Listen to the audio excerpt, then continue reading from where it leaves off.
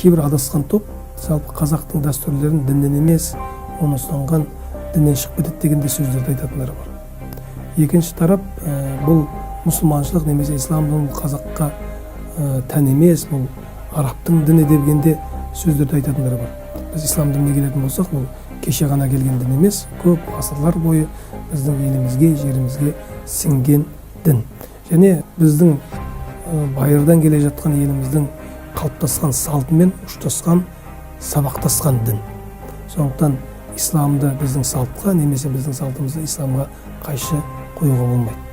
Жалпы біздің елімізге дін 751 жылы келді деген деректер бар. Ел билеген хандарымыздың өзі мұсылман болғандығы, олардың ислам дінін ұстанғандығы, тіптен Қарахан мемлекетінде ислам діні мемлекеттік дін дәрежесіне дейін жеткендігі жөнінде баяндамашылардың баяндамасынан біз тыңдап өттік.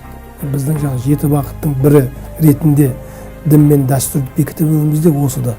Жалпы дін деп салтты ұмытып кетпей болмайды, салт деп діннен шығып кетуге болмайды. Екеуін сабақтастырған күйде сақтап, оны насихаттау қазақ мұсылманның міндеті деп айтуға болады. Ислам ғалымдары муфтияттағы оны елге түсіндіріп отырады.